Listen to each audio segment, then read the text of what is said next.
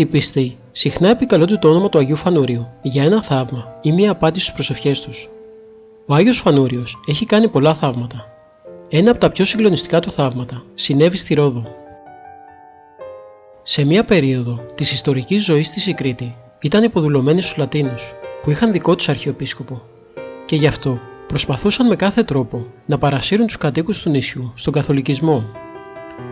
Έτσι οι Λατίνοι πήραν σαν καταπιεστικό μέτρο ενάντια στην Ορθοδοξία να μην επιτρέπουν να χειροτονούνται οι ιερείς στην Κρήτη.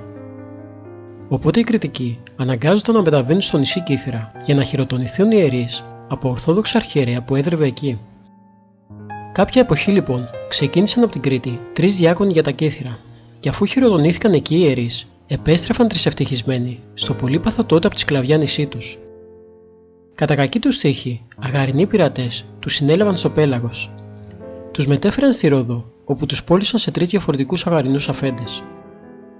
Η θέση των 3 ιερέων ήταν αξιοθρήνητη, κι όμως μια γλυκιά προσμονή ήρθε να γλυκάνει το πικρό παράπονό τους.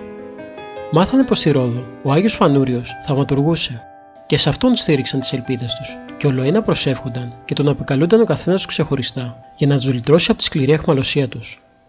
Ζήτησε λοιπόν ο κάθε ιερέας, χωρίς να συνεννοηθούν μεταξύ τους, από τον αφέντη του, να του δώσει άδεια να μεταβεί στην εκκλησία για να προσκυνήσει την εικόνα του Αγίου Φανουρίου. Πήραν και 3 τους με ευκολία την άδεια.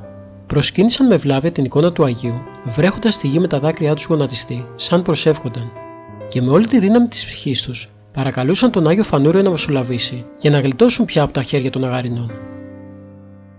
Αφού οι ιερείς αναχώρησαν, ανακουφισμένοι από τον πόνο τους, ο Άγιος Φανούριος παρουσιάστηκε τη νύχτα και στους 3 αφέντες τους και τους διέταξε να ελευθερώσουν τους σκλάβους ιερείς τους. Διαφορετικά θα τους τιμωρούσε σκληρά. Οι αγαρινοί όμως άρχοντες θεώρησαν την επέμβαση του Αγίου σαν κάποια μαγεία. Γι' αυτό αλυσόδεσαν τους σκλάβους τους και άρχισαν να τους βασανίζουν με χειρότερο τρόπο. Την άλλη όμως νύχτα, ο Άγιος Φανούριος επενέβη πιο αποτελεσματικά. Έλυσε τους 3 ιερείς από τα δεσμά τους και τους υποσχέθηκε πως θα τους ελευθέρωνε από τους αγαρινούς την άλλη μέρα. Φανερώθηκε και πάλι στους αγαρινούς και τους απείλησε αυτή τη φορά πως αν δεν ελευθέρωναν το πρωί τους ιερείς, θα μεταχειριζόταν σκληρά μέτρα για αυτούς. Το άλλο πρωί οι αγαρινοί αισθάνθηκαν την τιμωρία γιατί έχασαν όλοι το φως τους και το κορμί τους έμεινε παράλυτο. Έτσι, αναγκάστηκαν τότε να συμβουλευτούν τους συγγενείς τους για να συζητήσουν το κακό που τους βρήκε. Όλοι δε οι άρχοντες αποφάσισαν να καλέσουν τους 3 ιερείς, μήπως μπορούσαν να τους βοηθήσουν.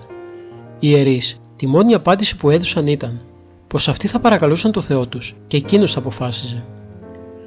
Την τρίτη νύχτα παρουσιάστηκε πάλι ο Άγιος Φανούριος στους αγαρινούς και τους ανακοίνωσε πως αν δεν έστελναν οι 3 άρχοντες γραπτός στο ναό του τη συγκατάθεσή τους για την απελευθέρωση των ιερέων, δεν θα ξανάβρισκαν πια την υγεία τους.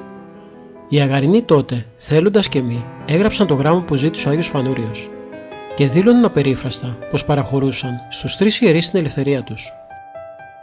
Αυτές οι δηλώσεις τους κατατέθηκαν στον Ιερό Ναό του Αγίου. Πριν ακόμα επιστρέψει η αντιπροσωπεία των αγαρινών από τον ναό, οι τυφλοί και παράλυτοι άπιστοι έγιναν εντελώς καλά με το θέλημα του Αγίου.